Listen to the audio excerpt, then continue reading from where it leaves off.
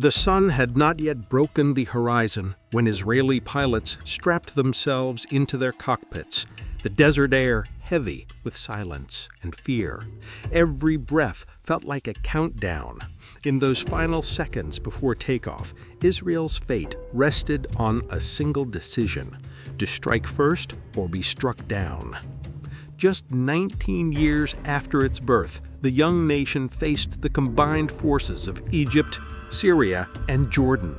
On paper, the odds were hopeless: 200 Israeli aircraft against more than 600 Arab planes. Intelligence warned that a joint Arab offensive was imminent. Waiting could mean annihilation. Acting could mean global condemnation. At exactly 7:45 a.m. on June 5, 1967, the Israeli Air Force launched Operation Focus, Moked, a calculated gamble that would change the Middle East in a matter of hours. In 180 seconds, wave after wave of jets lifted from narrow runways, each timed to the second. The first aircraft reached Egyptian airspace undetected, flying just 30 meters above the sand. Too long for radar, too fast for reaction. Within minutes, the sky above Cairo turned into a storm of fire and smoke. At El Arish, Inshas, and Cairo West, Egyptian MiGs burned before their pilots even reached the runway. By 10 a.m., more than 180 Egyptian aircraft were destroyed on the ground, the backbone of Nasser's Air Force gone before breakfast. In practice, this meant one thing: total air supremacy for Israel. But the precision of that success was no miracle. It was the result of years of preparation. Pilots trained to rotate in minutes, ground crews practiced to refuel and rearm in under 7. The entire nation had become a machine of survival. "We must end this war before the world calls us aggressors," said General Mordecai Hood, commander of the Israeli Air Force. His plan was ruthless in logic: destroy first, explain later. From the cockpit, Captain Ron Ronen later recalled, "It was over before I could believe it began. Their planes were still asleep." That shock, the psychological collapse of Egypt's air command, paralyzed Arab coordination for the rest of the war. In just 6 hours, Israel neutralized 11 air bases, crippling communication lines and opening the road to Sinai. Strategically, air superiority changed everything. With Egyptian defenses blinded, Israeli ground forces advanced unopposed. The Sinai campaign that followed was not merely a land victory. It was the direct consequence of domination in the sky. By the end of the day, over 400 Arab aircraft lay destroyed across Egypt, Syria, and Jordan. Israel had lost just 19. The 6-day war was effectively decided before noon on its first day. Yet behind this triumph lay a haunting question. What if the plan had failed by 15 minutes? A single radar alert, a single delay, could have reversed history. For Israel, hesitation meant extinction. Action, even condemned, meant survival. The sky had decided the war before the world had time to react. If you're enjoying this journey through the unseen battles of the sky, drop a like. It really helps more people discover these incredible stories. It was 1948, and Israel didn't even have an air force. When the new nation declared independence, 6 Arab armies closed in. The sky belonged to the enemy. Every pilot knew that without protection from above, the dream of Israel could die before it began. Yet what they had were pieces of hope. Old Messerschmitt fighters bought in secret, shipped in crates through Europe marked as farm machinery. Those who came to fly them weren't just soldiers, they were wanderers, idealists, survivors. Americans, South Africans, Czechs, Jews who had flown for the Allies and refused to watch another people be erased. Quote, "We didn't fly for medals," one recalled. "We flew because there was no one else." The planes arrived dismantled. Each wing had to be bolted in place under floodlights while bombs fell in the distance. Fuel was rationed. Bullets were counted one by one. Mechanics slept on the hangar floor. Every takeoff was a gamble, a prayer with a propeller. In their first mission, 4 of these patched-up Messerschmitt fighters, nicknamed S-199s, rose into the smoky sky over Tel Aviv. They were slow, unstable, and almost suicidal to fly, but they worked. The Egyptian formation heading for the city broke and turned back. For the first time, the people below looked up and saw not fear, but defiance. That moment changed everything. The pilots had no radar, no reliable maps, barely any training together, but they had purpose. In practice, that meant moral strength became a weapon as powerful as steel. The Air Force was built in weeks, a miracle of necessity. Spare parts came from scrapyards, and engines were cannibalized from wrecks. Yet the determination to survive transformed chaos into doctrine. Quote, "If it moves, we'll fix it. If it doesn't, we'll make it move," became the motto whispered across the hangars. The dilemmas were constant: defend Tel Aviv or support the Northern Front, save a city or risk all to hold the line. Commanders weighed these decisions, knowing that a single raid could erase both options. In those days, strategy was written in sweat, not ink. Behind every sortie was the same haunting truth. The pilots flew not because they expected to win, but because losing meant no tomorrow. Their faith was their fuel. Their victories, improbable as they were, became the soul of the new nation. When the war ended, Israel's air arm was still small, but no longer fragile. What began as a handful of volunteers and scavenged planes had become a symbol of endurance. The world called it improvisation. To those who lived it, it was survival written in the sky. And from that fragile beginning, a truth was forged: that courage, not machinery, would define Israel's wings. What do you think so far? Could any other nation have built an air force under those odds? Tell us in the comments. We love hearing your take. For Israel's airmen, the first hours felt like walking into a trap. Soviet-supplied surface-to-air missiles, SAM batteries, had been deployed along the Suez and the Golan, forming layered belts that turned the sky into enemy territory. SAMs are radar-guided systems designed to protect ground forces by shooting down aircraft before they can strike. These defenses blotted out the old playbook of low, fast strikes. Captain Eli Shelmy, a squadron veteran, later told a simple memory: "We climbed through a thin layer of dawn light, and suddenly the sky around us began to bloom with explosions. The first plane we lost was gone in a flash." You don't forget that sound. That sensory detail mattered. Pilots heard the difference between a plane that might make it home and one that would not. This was not abstract strategy. It was the smell of burning hydraulics, the taste of metal in the air, the gut knowledge that the margin for error had vanished. The toll was sharp and immediate. Israel lost roughly about 100 aircraft during the war, nearly half of those losses concentrated in the first 3 days, and dozens of experienced aircrew were killed. In practical terms, that meant the IAF could not provide the same free protective umbrella for ground forces it had in past wars. Why did this happen so quickly? 2 factors combined. First, Egypt and Syria had accepted and integrated Soviet doctrine, mobile SAM belts, layered radar coverage, and coordinated air defense command.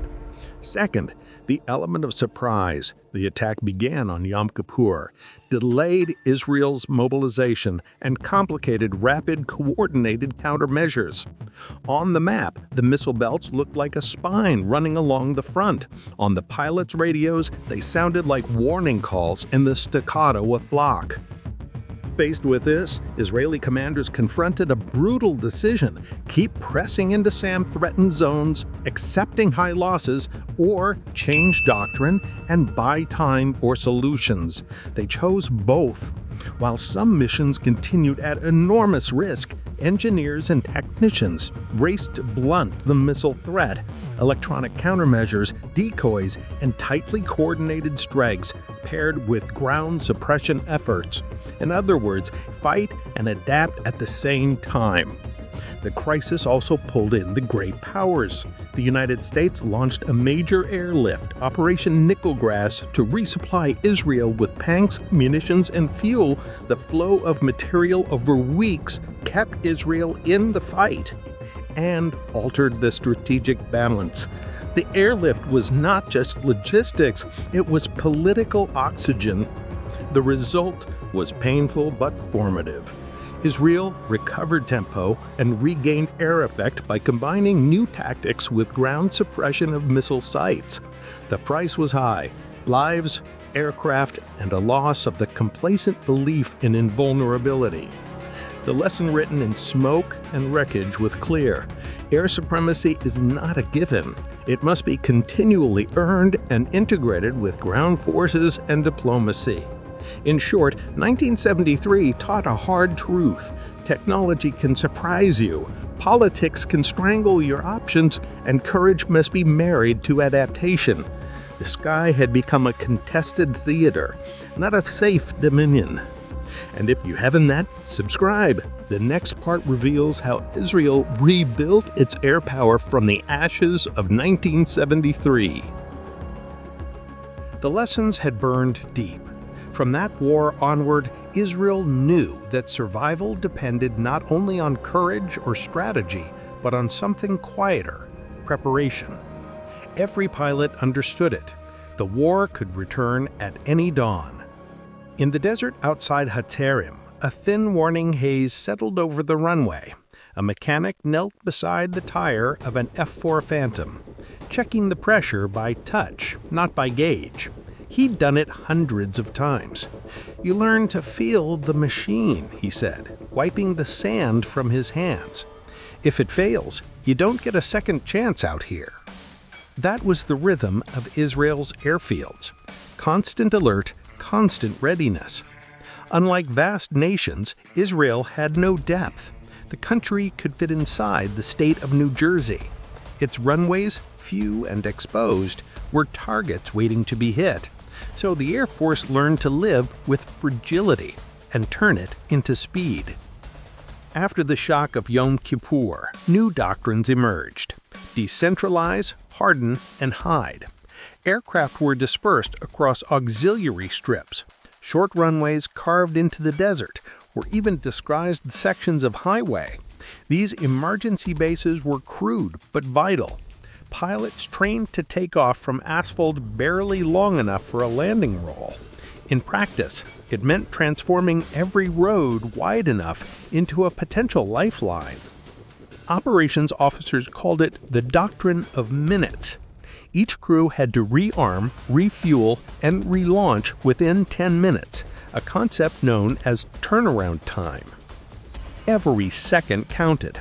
Ground teams practiced the sequence like a dance: chocks off, fuel, ammunition, systems check, clear for takeoff. When an alarm sounded, the hangar doors rolled open in one continuous motion. No shouting, no delay, only rhythm. Behind that precision were the faces of exhaustion. Pilots slept in flight suits. Mechanics ate cold rations beside the aircraft. Families learned to live near bases, never far from the next siren. "We didn't have normal days," one technician recalled. "We lived in rehearsed chaos." The physical geography of Israel shaped its doctrine. With hostile borders in every direction, no airfield was truly safe. To compensate, the Air Force developed an elastic network of logistics: fuel convoys that moved under camouflage, supply depots buried in dunes, and mobile radar stations that could be assembled overnight. But the greatest bottleneck was not always in metal or machinery, it was in politics. The Yom Kippur War had revealed how quickly ammunition and spare parts could run out. In October 1973, Israel's stockpiles were days from depletion when the U.S. launched Operation Nickelgrass, an air bridge that kept the war effort alive. The memory of that dependence shaped every logistical decision afterward. "Never again will we wait for permission to survive," an Air Force planner declared. That line became policy. Israel invested heavily in its domestic arms industry, from fuel additives to avionics, to reduce reliance on external supply chains. Yet, even with self-sufficiency, the psychological strain remained. Pilots and engineers carried a shared anxiety. The war might begin with no warning, and they would have to fight with whatever was already on the ground. In those tense years, the Air Force became a kind of organism, alert even when sleeping. Base sirens could pierce dreams. The sound of a jet starting up in the distance meant reassurance and dread at once. From the outside, it looked like discipline. From within, it felt like living on borrowed calm. That paradox, efficiency built on fear, defined Israel's air power for decades. The machines were fast, the runways short, the margins thin. But under the desert sun, the pilots learned that logistics was not just support, it was survival itself. And from those narrow strips of sand and asphalt, a new kind of resilience took flight. Quiet, constant, and utterly human. If you appreciate this kind of deep storytelling, leave a like and share this video. It keeps history alive. The hum of engines never really left the desert. Even in pacetime, the runways kept their heartbeat, steady, patient, waiting. After years of improvisation and fear, Israel's airmen had learned not just to survive, but to project survival itself.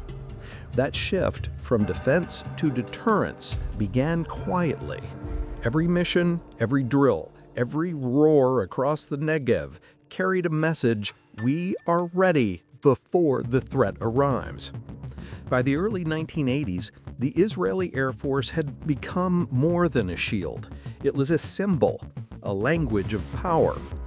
The lessons of 1948 and 1973 had hardened into doctrine. Strike fast, strike precisely, and when necessary, strike first. A pilot who had joined in the 1970s remembered the difference. We used to sleep in our cockpits out of fear. Now, when we fly, it's the others who stay awake at night. That transformation, psychological as much as tactical, changed how Israel was seen across the Middle East. Diplomacy now began with altitude. Over the years, Israeli jets flew visible patrols near hostile borders, not to fight, but to remind. With an F-15 streaked over Beirut in 1982, it wasn't just a show of force, it was a statement carved into sound and sky. The message was unmistakable. Israel could reach anywhere, anytime. Behind the roar, there was calculation. Every flight carried political weight. Military intelligence had become diplomacy in motion. Each maneuver, each exercise was read as a signal, deterrence written in contrails. In practice, the Air Force had become the country's most persuasive ambassador. That role reached its peak with Operation Opera in 1981, the strike on Iraq's Osirak nuclear reactor. 8 F-16s and 6 F-15s crossed nearly 1,000 kilometers of hostile airspace, flying low, silent, and unannounced. They destroyed the reactor in under 2 minutes and returned home without a single loss. It was one of the most daring preemptive operations in modern history, condemned internationally but quietly studied by air forces around the world. For Israel, it was more than a tactical victory. It was a moral assertion, the right to act when threatened with annihilation. That belief, born from the lessons of 1948 and reinforced in 1973, had become part of the national DNA. At the same time, Israel's growing partnership with the United States reshaped its capabilities. Advanced fighters, electronic warfare systems, and precision-guided munitions turned deterrence into a science. The Air Force was no longer just national defense. It was the visible edge of Western influence in a volatile region. But deterrence came with its own burden. Every flight over Lebanon or Syria carried not only fuel and weaponry, but memory, the weight of the past. Pilots spoke of the same recurring thought: we're protecting what our parents built. Every mission is history repeating. Only now, we're the warning. Inside Israel, that power also changed identity. The jet became a national icon, part machine, part metaphor. It symbolized security, pride, and the fragile sense that danger could be held at bay by readiness alone. Children grew up tracing vapor trails in the sky, believing strength and peace were the same thing. But power, even deterrent power, carries tension. Each generation of pilots inherited not just aircraft, but responsibility. To act without anger, to strike without arrogance, and to remember why the first flights had ever taken off.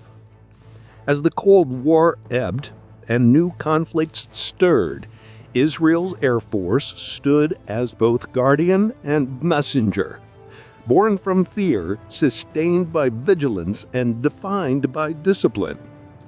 The hum over the desert had changed, from a sound of survival to one of presence, and beneath it, the same truth endured. The sky may promise safety, but it never forgets its cost. Thanks for watching. If you want more stories where history meets strategy, subscribe and join our community in the comments. What moment from this story struck you most?